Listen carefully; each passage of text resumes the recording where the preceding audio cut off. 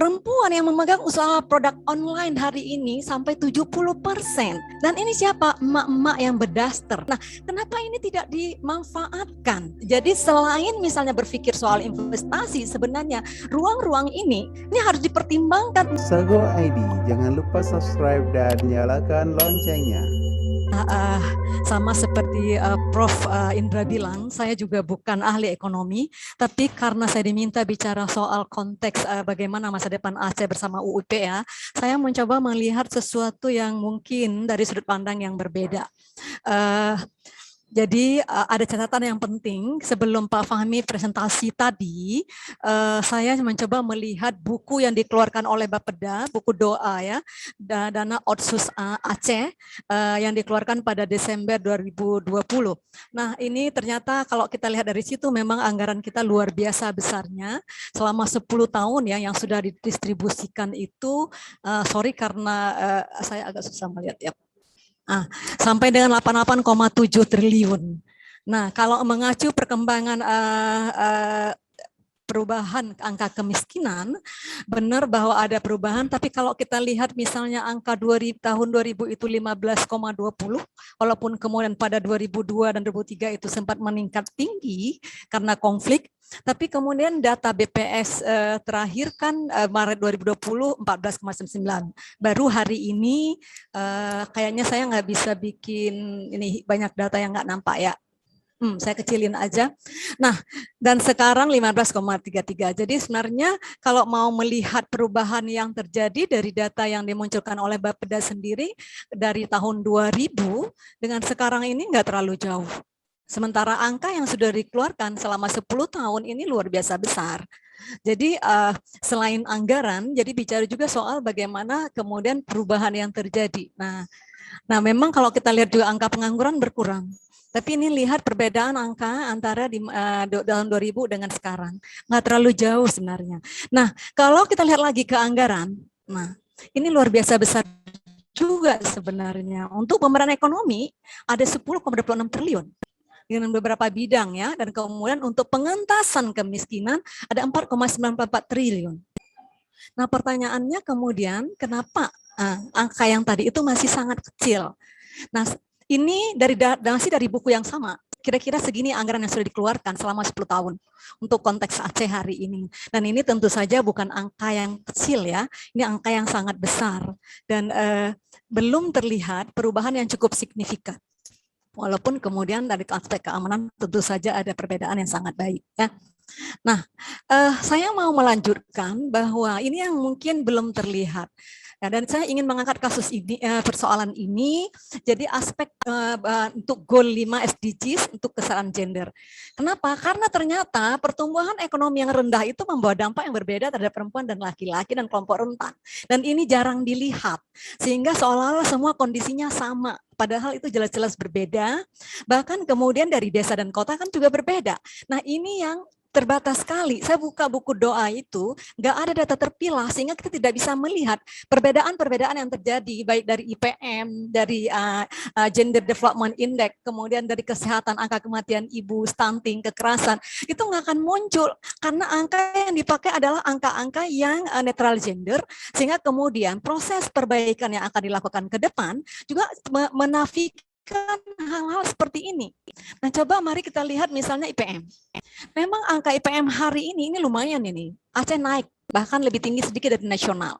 Nah, tapi walaupun dari lebih tinggi dari nasional, tahun 2019 IPM Indonesia itu masih 107 dari angka 189 negara, ya. Dan kita tadi sudah merasa berbahagia bahwa kita sudah lebih tinggi, tetap saja IPM perempuan itu berbeda dengan IPM laki-laki. Lihat angkanya, 69,18 dan laki-laki 75,96.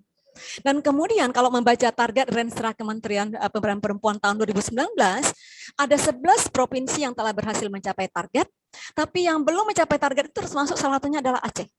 Selain kemudian Jawa Tengah, Banten, dan Bengkulu. Nah ini PR.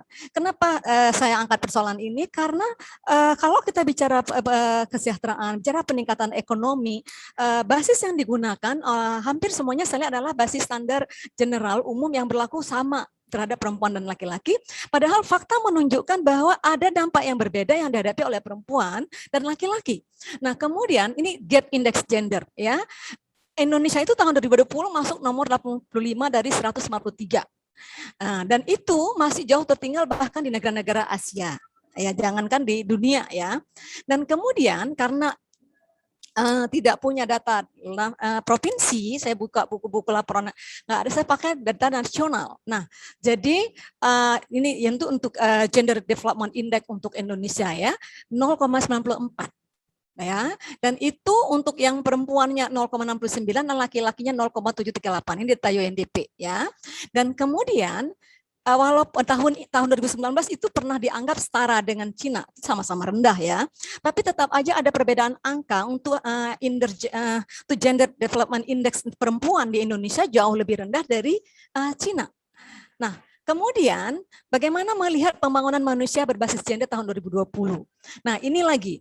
Lihat untuk Aceh. Aceh itu indeks pemberdayaan gender provinsi nomor 7 terendah. Jadi, kalau misalnya proses pembangunan Aceh terus dilakukan dengan menggunakan data buta gender, maka ketimpangan ini tidak akan pernah berubah dan ini akan menjadi persoalan serius. Bayangkan sudah 10 tahun MOU perdamaian kita masih masuk nomor 7 terendah dengan indeksnya 63,31, sementara nasional itu ada 75,25. Cukup jauh jaraknya dan kemudian ada 5 provinsi di Indonesia yang angkanya melewati angka nasional. Kemudian juga presentasi perempuan di parlemen Aceh nomor 6 di terendah ya, nomor 6 terendah maksud saya. Nah, jadi kembali ke presentasi perempuan di parlemen itu nomor 6 terendah dengan angka 11,1%, 11%, nasional 20,52, sementara ada 9 provinsi di atas angka nasional, bahkan Kalteng yang paling tinggi itu 35,56. Nah, kemudian tapi yang menarik apa? Perempuan pekerja di sektor profesional, terutama di ASN itu Aceh perempuan itu nomor 5 tertinggi. Jadi dengan angka 53,92, padahal angka nasional itu 47,46. Jadi ini di sektor formal dalam hal ini lebih banyak ASN-nya, di ASN ya. Nah, balik lagi ke yang tadi saya sampaikan, kemudian dampak secara ekonomi kepada perempuan. Nah, ini angka stunting, angka kematian ibu. Di Aceh angka kematian ibu ini dari tahun ke tahun itu terjadi angka yang fluktuasi, yang berubah-berubah, dan yang terakhir ini ada 157. Yang tertinggi di Aceh Utara. Aceh Utara juga kan kemudian daerah yang juga angka kemiskinannya tinggi. Nah, itu sangat besar kolaborasi dengan angka kematian ibu. Dan kemudian BIR 16 kasus dan terendah di PD Jaya. Dan mayoritas sebenarnya sudah ketahuan problemnya adalah pendarahan hipertensi, sehingga seharusnya dari persoalan yang dihadapi ini sudah ketahuan bagaimana cara menghadapi persoalan ini. Dan angka gizi buruk di nasional ini angka stunting juga ya 37,9, sementara nasional ini kebalik. Nah, jadi secara nasional 30,8 dan Aceh 37. Jadi Aceh juga lebih tinggi dan Indonesia termasuk nomor 4 dunia. Nah, kalau ini nggak diselesaikan, artinya dalam proses pengembangan ekonomi atau usaha mensejahterakan masyarakat tidak menggunakan tata terpilah, persoalan ini akan terjadi. Apa yang terjadi? Angka stunting membuat anak yang lahir dengan gizi buruk, kemudian pendek atau lebih berat badannya lebih rendah, sehingga berkaitan dengan kecerdasan otak. Dan itu apa? Tadi disampaikan bahwa hal yang utama adalah soal pendidikan.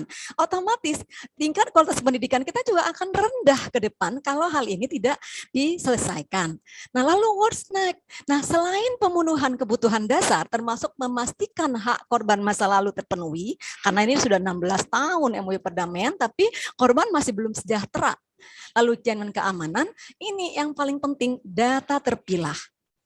Selalu pemberdayaan perempuan untuk penguatan produk lokal. Tadi Pak Indra juga, bukan Pak Indra ya, salah Pak Indra, mengingatkan bahwa produk lokal itu penting diperkuat. Jadi saya sangat sepakat dengan itu karena saya juga punya pandangan yang sama hal ini ya. Jadi bukan hanya modal tapi life skill. Permudah urusan administrasi, perizinan dan pasar. Kenapa saya bilang begitu? Saya kasih contoh sederhana. Saya ini di kampus ya, ada sini research center membuat produk. Itu ketika kita ngurus izin itu sampai sudah ke kadis dan segala macam, semua ikut turun tangan berbulan-bulan untuk menghasilkan satu izin produk saja, itu luar biasa.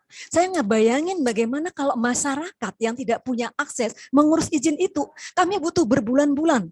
Sampai akhirnya kita hanya produksi untuk dengan internal dulu sampai kemudian itu bisa dapat izin. Dan ini adalah contoh betapa tidak mudahnya untuk keluar izin. Apalagi bicara soal tadi membangun industri. Ini saya bicara soal usaha kecil.